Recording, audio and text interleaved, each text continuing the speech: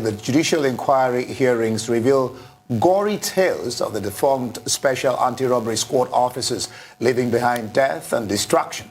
One of the victims of SARS operations, Bonaventure Mokwe-Dikeh, who suffered a similar fate, joins us now to discuss issues bordering on improving policing in the country.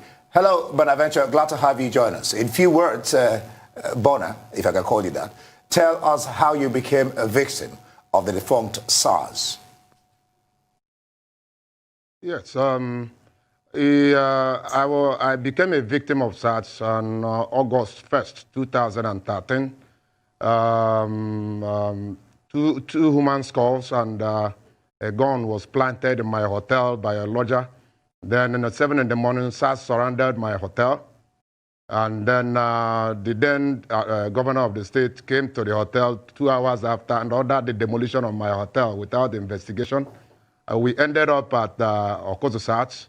At Okozo SARS, I underwent torture in the hands of CSP James Wanfo. After a while, there was no complainant in the matter, but it later turned out that the P2B's administration was indeed the complainant at the tail end of it. As I'm talking today, being 7 years after, there's still no complainant. My experience at Okozo SARS was a brutal experience.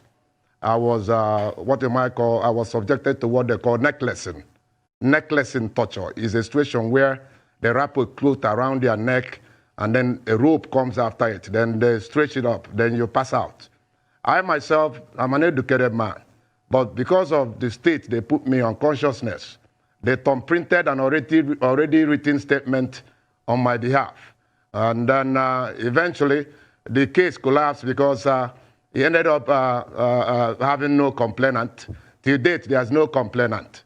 That's why we continue to condemn SARS. We must also understand that the system may be complicit in it. Because in my own case, at a certain point, CSC James Wanfo of Okozo SARS had to tell my lawyer, Professor Mokwe-Dikeh, that he's not the one holding me. That is the P2B's administration. So, in as much as they commit atrocities there, let us not isolate the whole SARS development strictly on SARS, because it has to be a collective responsibility. That is what I can say on that. Yes, I was just going to come in there because you mentioned that it was under P2B's administration. So at least from your own perspective, would you then say that the SARS issue, as we all seem to be appreciating now, is one that has transcended several administrations? It's not one that is unique to one administration? Exactly. When you now talk about Anambra State, the whole what you might call activities of SARS started from the shooter site order P2B issued during the time of Masop. So he gave them the ample latitude to slaughter indiscriminately, killing without thinking, killing without investigation, because that shooter site provided a blanket cover for the killings. That was during the time of Ezu River. Ezu River, if you remember Ezu River.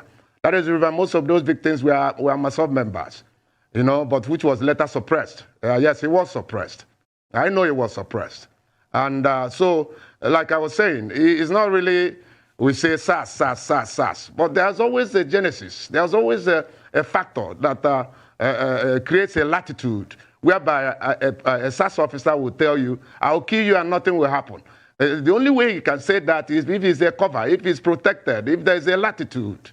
I'm talking about Anambra State case. As I'm talking to you today, 140 people at Anambra State SARS panel, out of the complaint, 140 people has been said to have been killed by James Wanfo under P2B's administration. 140 people, by account as yesterday, 140. Now, how can that kind of killing be going on without the knowledge or rather a security report to the governor to that effect? That's what I'm saying. So while we continue to blame SARS, we must also pause a little and take consideration as per what could be the underlying factor behind the killing with impunity. You know what I'm saying? Because what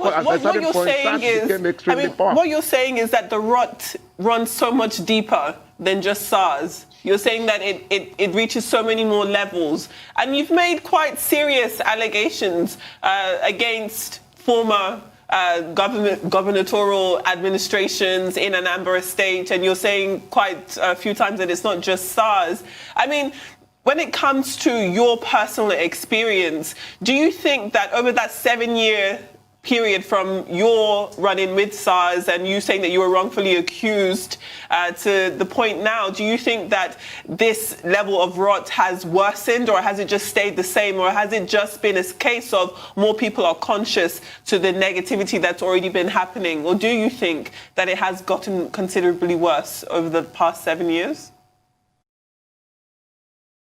No, I won't. Let me put it this way. The culture of the society is the tendency to say, we leave it to God. We leave it to God. We leave it to God. The point is that I think it's of the same frequency. You know what I'm saying? It is of the same latitude, under the auspice of fighting crime. You know what I'm saying? And then let me correct you a little. Everything I'm saying here is a fact. The latitude with which the SARS started killing has everything to do with that shoot-at-sight order. Yes, Masob was a problem in the state at the time. But because of how monstrous Masob assumed, P2B felt incapacitated and relied on that shoot-at-sight as a taming measure. But the consequences of the taming measure was extrajudicial killing and indiscriminate killing, which, for being a lunatic, a comprehensive lunatic, capitalized upon it to kill indiscriminately under the auspice of that. All right, Bonaventure. Otherwise, there's no way a police officer. Yes. Yeah, Bonaventure, it's good you're talking, but we must realize that this is your word against Peter Obi. In as much as you're saying is a fact to you, you need evidence to be able to prove this. His word also has to come in. But you said scores were planted in your hotel, and eventually they ransacked it and demolished your hotel. And you talked about complainant. I want you to be able to explain that more for clear understanding. And what did they say that you did that eventually got you into Okozo or Okozo SARS? Okay, this is the story. During the P2B administration, P2B considered Osokwodo Motor Park to the Onitsha natives.